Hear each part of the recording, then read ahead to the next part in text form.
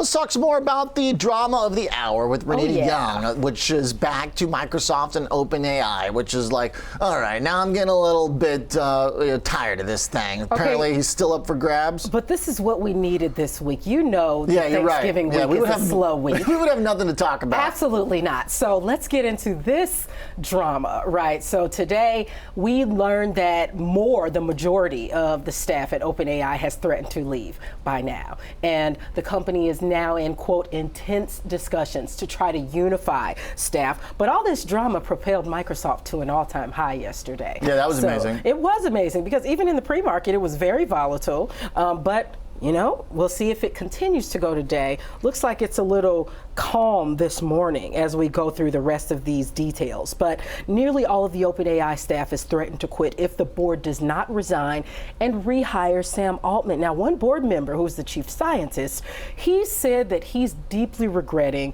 his participation in the ouster right now. And he added his name to the letter from employees who are all threatening to quit. Now, as we know, the former Twitch chief Emmett Shear is now interim CEO of OpenAI. He said that he would open an investigation into Altman's firing, and some of what we learned yesterday when we were talking on MOC was just about how far apart his views of AI were against Sam Altman's views. Yeah. And that's one of the biggest dissensions, one of the biggest things that they don't have in common, I should say, that between Sam Altman and the OpenAI board, they disagreed on whether AI should be more of a commercial opportunity or whether it should be highly scrutinized and watched and is a potentially dangerous technology. So that was the big dissension between the board and Sam Altman. But even today, there's still such a huge movement to get Altman back into the company from outside of the company. We've heard yesterday that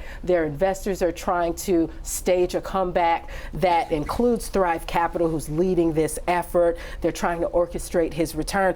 But even Microsoft CEO Satya Nadella, he said, I wouldn't really be upset if he returned. I mean, it's neither a big deal for him either way, because they still have that commitment to OpenAI. And whether, Sam Altman is within the company or out of the company doesn't, it's not a big deal for him. Yeah, when you got 15 billion plugged into the business, if he runs it from that perch, fine, that's what it already was. If he runs whatever their operation is in Microsoft, then it works. So it sounds like he's at least secure now in his career path. Yeah. He's got the Microsoft fallback, but OpenAI's future path, I don't know. I mean, when you've got 700 of 760 or something of the employees, it's above 90% right now. It's above 90% out of around 750 or so. You're right, about 700. And this really puts it in jeopardy OpenAI and the huge investment that it's been trying to get from its investors lately. It's been trying to go for an $86 billion valuation,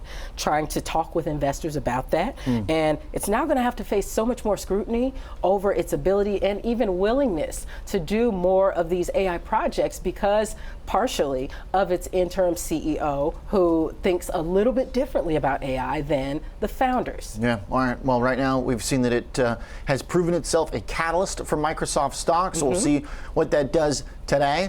And I guess we'll just keep refreshing Sam Altman's LinkedIn and see, where he is. Good call. Or his Twitter. Okay. Or X. All right. Thanks, Renita. Appreciate it.